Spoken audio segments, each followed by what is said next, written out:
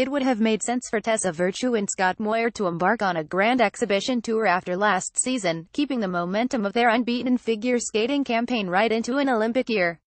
Instead, the Canadian ice dance dynamos stepped away from the ice again. But the team that floated the idea of retirement after a 2010 Olympic gold medal, then followed through after taking silver 4 years ago in Sochi, were merely taking a well-earned break this time. They wanted a chance to recover physically and mentally before the run-up to the Pyeongchang Games, and tweak some technical and mechanical elements of their near-flawless skating.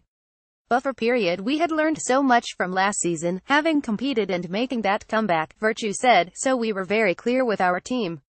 We sat down, everyone together, our strength and conditioning, our mental prep, our whole team. We sat down and discussed the best way to set us up for the Olympic Games, and part of that was having a buffer period. The break didn't last long. Together with their husband and wife coaches Marie-France Debray and Patrice Lauzon, Virtue and Moir began hammering out ambitious new programs. Their short dance is a medley of Latin rock tunes by the Rolling Stones, the Eagles and Santana, while their free dance is set to music from Moulin Rouge. They unveiled the programs to rave reviews at the Autumn Classic International, but will showcase them on the big stage when they begin their Grand Prix season this weekend at Skate Canada. The break gave us a lot longer to build a foundation, and that was important to us, Moir said. We had a great season last year, but we're still not quite where we want to be. Historic season in some ways, that's hard to believe. The three-time world champions not only had the best season of their careers, they may have had the best season of any ice dance couple. Their comeback began with gold at Skate Canada, continued with gold at the NHK Trophy in Japan, and was highlighted by their first Grand Prix final championship. They added their 7th national title in January, won 4 continents on the Olympic ice in South Korea, and capped it all by breaking their own scoring record at the World Championships in Finland. Great season, to be sure. Room for improvement. Good luck. Olympic favorites. The momentum starts a lot sooner in the Olympic season, Virtue said, explaining their time away from the ice.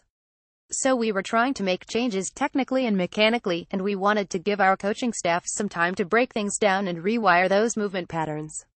Virtue and Moir are unquestionably the favorites to win Olympic gold in February, to say nothing of their Grand Prix assignments along the way.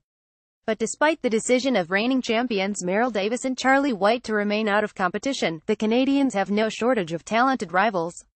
The American duo of Maya and Alex Shibutani began the Grand Prix season by winning the Rostelecom Cup in Russia last weekend.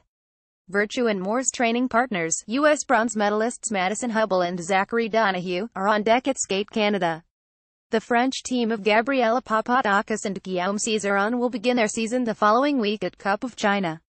We're right on track with where we want to be in our Olympic plan for the lead-up to the season, Virtue said. We're just excited to get underway. Virtue and Moir aren't the only big names making their season debut at Skate Canada. 3-time world champion and Olympic silver medalist Patrick Chan of Canada and American skater Jason Brown highlight the men's field. The pair's field includes world silver medalists Aliona Savchenko and Bruno Massot of Germany, and 2-time world champions Megan Demel and Eric Radford of Canada.